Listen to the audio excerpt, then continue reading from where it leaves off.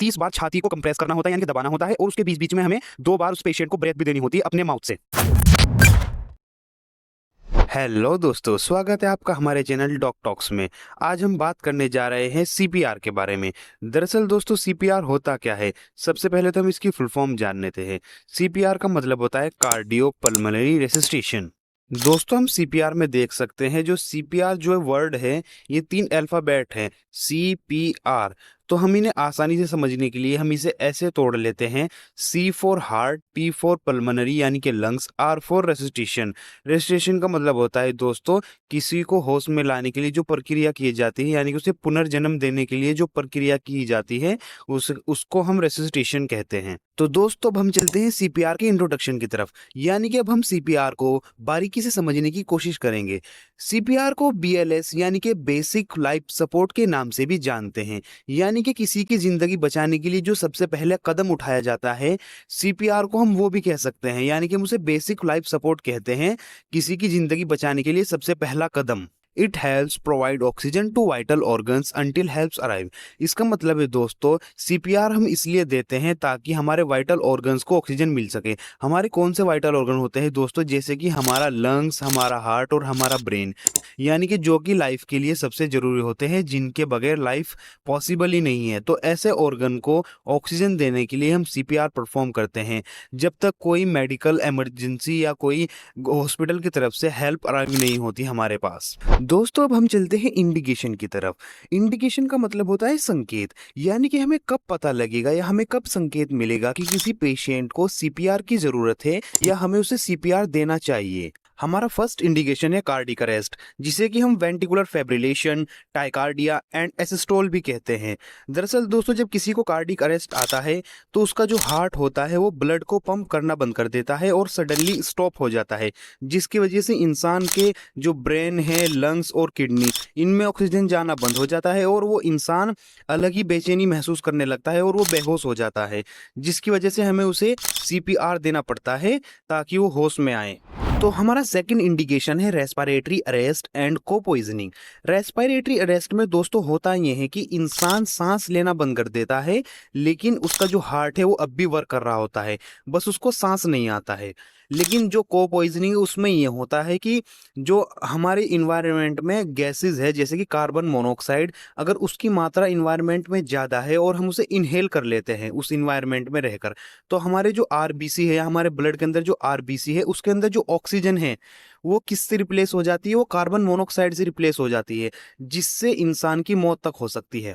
हमारा third indication है accident और इंजरी। दोस्तों, आप इसको समझ ही गए होंगे, यानी कि जब किसी इंसान का एक्सीडेंट या उसको सीरियस इंजरी हो जाती है तो उसकी बॉडी में से ज़्यादा ब्लड निकलने की वजह से भी कार्डिक अरेस्ट हो सकता है या हार्ट फेल हो सकता है, जिस सिचुएशन में उसको सीपीआर देने की जरूरत पड़ सकती है।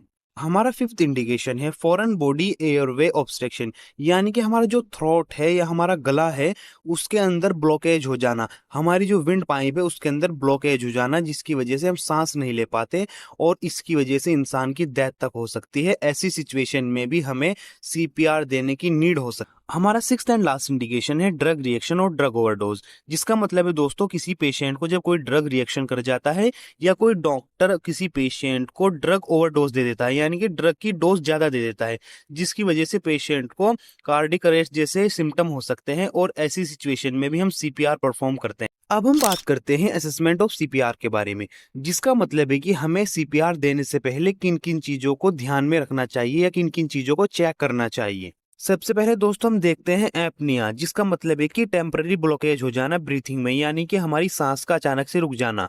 और वो होता किस वजह से है? वो इसलिए होता है दोस्तों कि जो हमारे माउथ के अंदर मसल होती है वो टाइट हो जाती है, जिसकी वजह से बॉडी के अंदर ऑक्सीजन नहीं एंटर हो पाता। तो सबसे पहले हमें एपनिया ही चेक करना होता है। अब हम देखते हैं एब्सेंस ऑफ पल्स, यानी कि जिस पेशेंट को कार्डिक अरेस्ट आया है उसका जो हार्ट है वो बीट कर रहा है या नहीं। फिर हम देखते हैं डायलेटेड प्यूपिल, यानी कि जिस पेशेंट को कार्डिक अरेस्ट आया है उसके आंख की जो पुतली के अंदर एक छोटी सी ब्लैक डॉट होती है उसका साइज बड़ा हुआ है या नॉर्मल है। फिर आता है अनकॉन्शियस, यानी कि जिस पेशेंट को कार्डिक अरेस्ट आता है या तो वो बेहोश हो जाता है या वो बेचैन हो जाता है। और सबसे लास्ट में आता है दोस्तों एपने साइनसिस एंड फिट्स, जिसका मतलब है कि टेम्पररी सांस का बंद हो जाना, यानी कि थोड़े टाइम के लिए हमें सांस ना आ पाना, जिसकी वजह से हमारी बॉडी टाइट हो जाती है। अब हम बात करते हैं sequence of CPR for health care provider, यानी कि हम सीपीआर देते कैसे हैं। हमारा पॉइंट नंबर 1 है डिटर्मिनेशन द अनकॉन्शियसनेस। इसके लिए पेशेंट को टच करे, उससे पूछे कि उसका नाम क्या है, क्या वो ठीक है। अगर मरीज कॉन्शियस है और रेस्पॉन्स करता है तो उसे सीपीआर की ज़रूरत नहीं है। लेकिन मरीज कॉन्शियस है और रेस्पॉन्स नहीं देता है, तब पल्स को एसेस करे, यानी कि मरीज को हम पूछे कि क्या वो ठीक है। अगर कोई जवाब देता है तो उसे सीपीआर की ज़रूरत नहीं है, अगर वो जवाब नहीं देता या कोई रेस्पॉन्स नहीं देता तो उसे सीपीआर की ज़रूरत है। हमारा पॉइंट नंबर 2 है एसिस पल्स फॉर 5 टू 10 सेकेंड। इसमें हम पल्स को एसिस करते हैं। अगर पल्स महसूस हो रही है तो पेशेंट को सीपीआर की ज़रूरत नहीं है, लेकिन अगर पल्स एब्सेंट है तो हमें उसे सीपीआर देना ही होगा। और दोस्तों हम जो पल्स चेक करते हैं वो हम दो जगह से चेक करते हैं। एक तो होती है हमारी रेडियल पल्स, जो कि हमारी क्लाई पर होती है, जैसा कि आप इमेज में देख ही सकते हैं। और सेकेंड होती है हमारी कैरोटिड पल्स, जो कि हमारी गर्दन के पास होती है या हमारे ट्रैकिया के पास होती है। पल्स रेट चेक करने के बाद दोस्तों हमारा आता है activate emergency medical service system, यानी कि दोस्तों हम इसे आसान भाषा में बताएं तो इसका मतलब है कि हमें एम्बुलेंस को कॉल करना होता है या मेडिकल इमरजेंसी को कॉल करना होता है।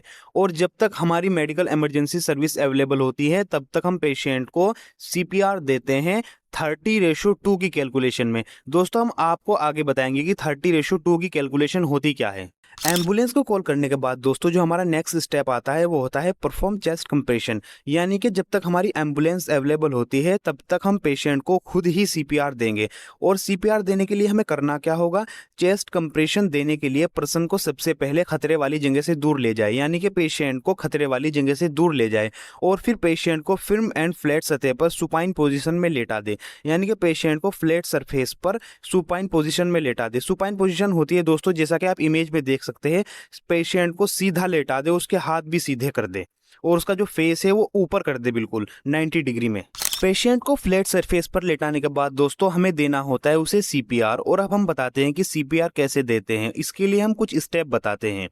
घुटने को थोड़ा अलग रखते हुए घुटने टेके, यानी कि हमें अपने घुटने ऐसे टेकने होंगे जैसा कि आप इस इमेज में देख ही सकते हैं, जो कि ब्लैक टी शर्ट में जो आपको पर्सन दिख रहा है ये आप है और जो ये नीचे लेटा हुआ है ये पेशेंट है। तो हमें सेम ऐसी ही पोजीशन बनानी होगी सीपीआर देने से पहले। हमारा सेकंड स्टेप आता है दोस्तों, उंगलियों को आपस में मिलाए और उन्हें चेस्ट पर रखे, यानी कि जैसा कि आप इमेज में देख ही सकते हैं हमें सेम ऐसे ही अपनी उंगलियों को मिलाना होगा। स्टेप नंबर 3 आता है दोस्तों, अपने हाथ की एडी को स्टेर्नम यानी कि ब्रेस्ट बोन के नीचे आधे हिस्से पर रखें, यानी कि हमारे हाथ की एडी कहलाती है दोस्तों, जो हमारी रिस्ट है ना इसके पास का जो हार्ड पार्ट होता है इसको हम हाथ की एडी कहते हैं। और इसे रखना कहाँ होता है, इसे रखना होता है ब्रेस्ट बोन के नीचे वाले हिस्से पर, यानी कि जहां पर हमारा हार्ट होता है। स्टेप नंबर 4 आता है, शोल्डर सीधे पीड़ित की चेस्ट के ऊपर स्थित हो, यानी कि मैं अपने शोल्डर को ऐसे रखना है जैसे कि आपको ही इमेज में दिख रहा है, बिल्कुल सीधे, ताकि जितनी भी हमारी फोर्स हो वो पेशेंट की चेस्ट पर लगे और सीपीआर अच्छे से दिया जाए।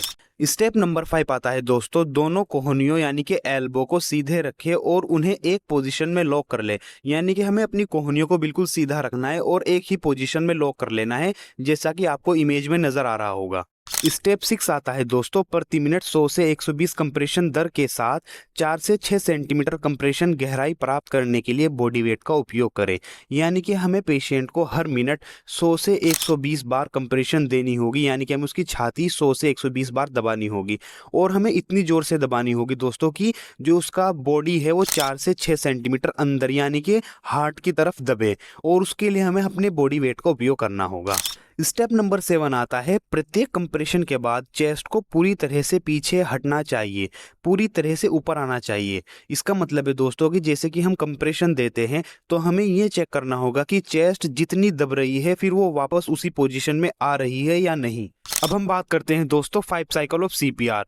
30:2, 30 time compression then give 2 breath, यानी कि दोस्तों हमें इसमें करना क्या होता है, हमें हर 1 मिनट में 30 बार छाती को कंप्रेस करना होता है यानी कि दबाना होता है, और उसके बीच बीच में हमें 2 बार उस पेशेंट को ब्रेथ भी देनी होती है अपने माउथ से। एयरवेज ओपन करने के दोस्तों 2 मेथड होते हैं। फर्स्ट नंबर वाला है हेड टिल्ट चिन लिफ्ट मेथड। हेड टिल्ट चिन लिफ्ट ये प्रोसीजर अपर एयरवेज में टंग ऑब्स्ट्रक्शन को रोकने के लिए करते हैं। ये प्रोसीजर में अनकॉन्शियस पेशेंट के हेड को पीछे की तरफ झुकाकर चिन व फोरहेड पर आगे की तरफ प्रेशर लगाकर एयरवे को ओपन करते हैं। यानी कि दोस्तों आप इसमें देख ही सकते हैं इमेज में कि हमने पेशेंट का जो हेड है वो पीछे की तरफ खींच रखा है और जो उसकी ठुड्डी है यानी कि उसकी जो चिन है उसे हम पीछे की तरफ धकेल रहे हैं, जिससे उसका माउथ ओपन हो जाए और उसे ऑक्सीजन प्रोवाइड हो जाए।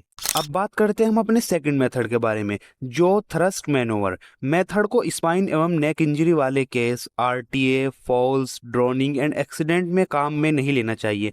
यानी कि दोस्तों जो हमारा सेकंड मेथड है ये थोड़ा कॉम्प्लेक्स मेथड है और इसे मेडिकल प्रोफेशनली परफॉर्म कर सकते हैं, तो इसीलिए RTA, falls, drowning and accident वाले केस में हमें इसे परफॉर्म नहीं करना चाहिए, क्योंकि ये प्रोफेशनल का काम है, इससे और भी इंजरी हो सकती है।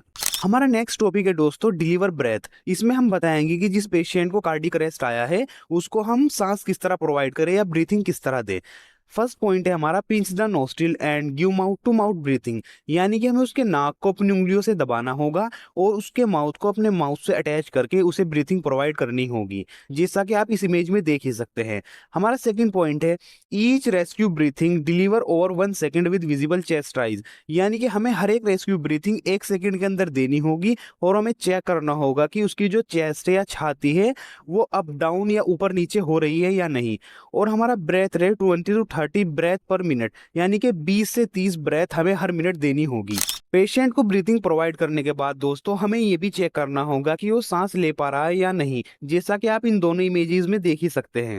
हमारा लास्ट टॉपिक है दोस्तों कॉम्प्लिकेशन ऑफ सीपीआर, यानी कि सीपीआर के क्या क्या नुकसान हो सकते हैं। हमारा फर्स्ट कॉम्प्लिकेशन है रिब्स फ्रैक्चर, यानी कि हमारी पसलियां जो होती है वो भी ब्रेक डाउन हो सकती है या टूट सकती है ज्यादा प्रेशर पड़ने की वजह से। हमारा सेकंड कॉम्प्लिकेशन है न्यूमोथोरेक्स, यानी कि जो हमारे लंग्स होते हैं वो भी फट सकते हैं और उनमें से एयर लीक हो सकती है। और हमारा थर्ड कॉम्प्लिकेशन है एब्डोमिनल ऑर्गन इंजरी, यानी कि जो हमारे एब्डोमिनल ऑर्गन है जैसे कि हमारा लीवर, पैनक्रियाज और स्टमक, इनके अंदर भी इंजरी हो सकती है। और हमारा फोर्थ कॉम्प्लिकेशन है लंग्स इंजरी और लंग्स कॉन्ट्यूजन, यानी कि जो हमारे लंग्स होते हैं उनके अंदर जो ब्लड की कैपिलरीज हो सकती है ज़्यादा प्रेशर पड़ने की वजह से वो ब्रेक डाउन होकर और वहाँ पर ब्लड लीक हो सकता है। और हमारा फिफ्थ एंड लास्ट कॉम्प्लिकेशन है वॉमिटिंग एंड एस्पिरेशन, यानी कि हमें उल्टियाँ भी लग सकती है। थैंक यू दोस्तों, आज की वीडियो में बस इतना ही। हम आशा करते हैं कि हमारी वीडियो के थ्रू आप सीपीआर के बारे में कुछ इंपॉर्टेंट इन्फॉर्मेशन जान पाए होंगे। अगर आप ऐसी ही मेडिकल से रिलेटेड वीडियो देखना चाहते हैं तो हमारे चैनल को सब्सक्राइब करें और वीडियो को लाइक करें।